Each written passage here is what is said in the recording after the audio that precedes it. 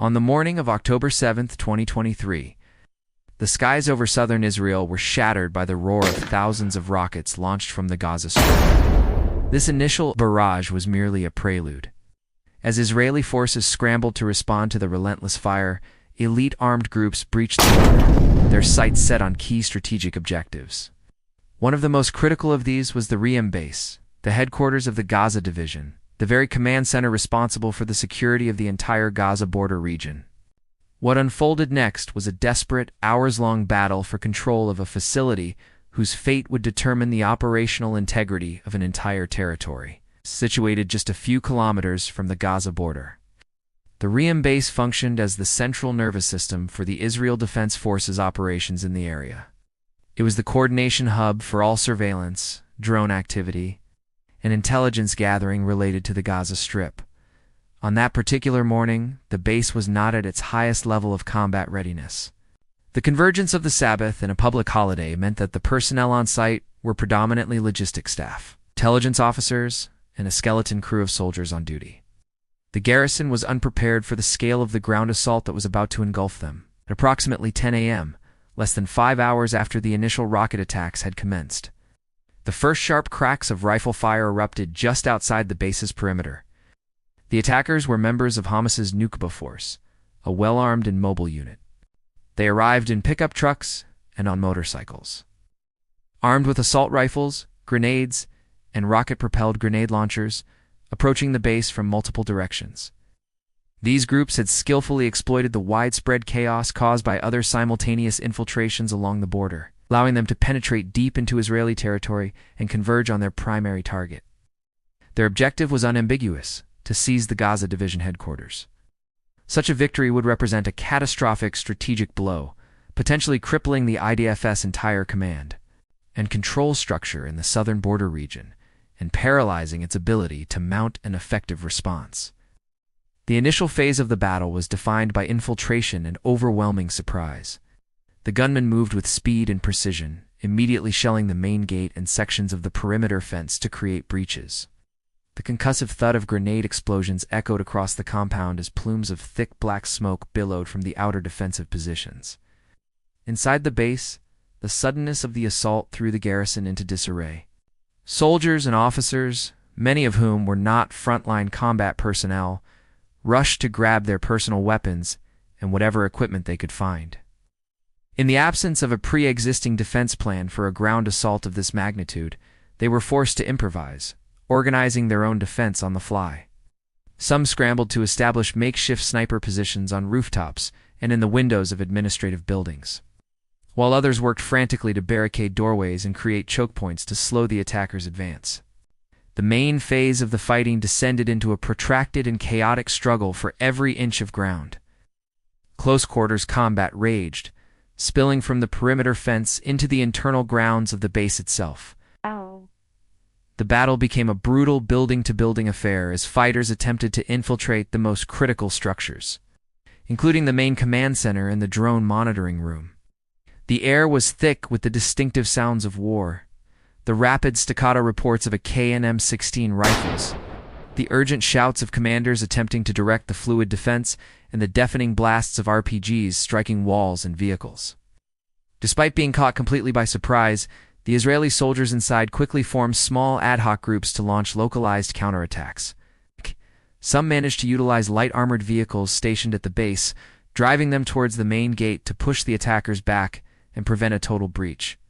Drones that were still operational were deployed to provide much-needed reconnaissance and remote fire support, but the close proximity of the fighting made calling in direct. Heavy airstrikes a difficult and dangerous proposition for the defenders. The attacking fighters proved to be agile and disciplined, effectively using the natural cover provided by the bushy terrain and abandoned fortifications surrounding the base to conceal their movements and approach their objectives. They hurled grenades through windows and directed sustained fire at any exposed defensive positions they could identify. In response, the defenders fought back with ferocious tenacity, using machine guns and their own limited supply of grenades to hold the main buildings and prevent them from being overrun. The fighting was relentless, continuing without pause through the midday hours and deep into the afternoon. Gunfire was a constant, punctuated only by the larger explosions that shook the compound. As news of the attack spread, some soldiers who were on leave in nearby communities or stationed at adjacent units began to make their way toward Riem to provide support. However, their progress was severely hampered, as the supply lines and main roads leading to the base were blocked or contested by other groups engaged in fighting elsewhere. The final phase of the battle began as the day drew to a close. By late afternoon and into the early evening of October 7th, reinforcements from other IDF divisions finally started to arrive at the scene.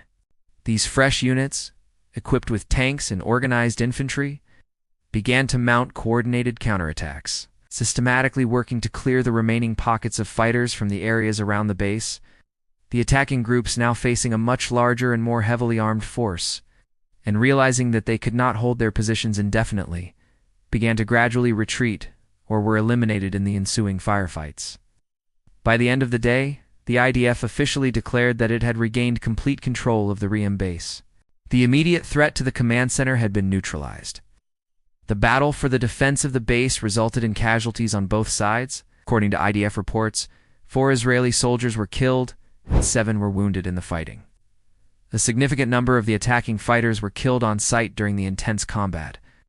The base itself sustained partial damage from gunfire and explosions, but its core command and control functions remained intact, allowing it to continue directing operations in the region. An analysis of the day's events reveals a textbook example of asymmetrical warfare. The attacking force leveraged the elements of surprise, speed, and decentralized initiative to strike at a high-value strategic target. The defending force, in turn, relied on the resilience of individual soldiers and their ability to rapidly organize a cohesive defense under extreme pressure, holding their ground long enough for reinforcements to turn the tide. So why was the Battle of Riem so profoundly important, beyond the simple act of defending a single military installation? Its significance lies in its identity as the headquarters of the Gaza Division, the nerve center of the entire defense apparatus along the Gaza border. Had the base been captured, the IDF could have lost its ability to coordinate a coherent response across the entire southern front. This loss of command and control would have had cascading and disastrous consequences, potentially leaving nearby residential areas and the thousands of civilians at the Nova Music Festival completely vulnerable to the ongoing attacks. The fact that the soldiers on the ground, many of whom were not combat infantry, successfully repelled the assault prevented a critical strategic failure. While the overall attack on October 7th resulted in devastating losses for Israel, the defense of Riem was a crucial tactical success that averted an even greater catastrophe.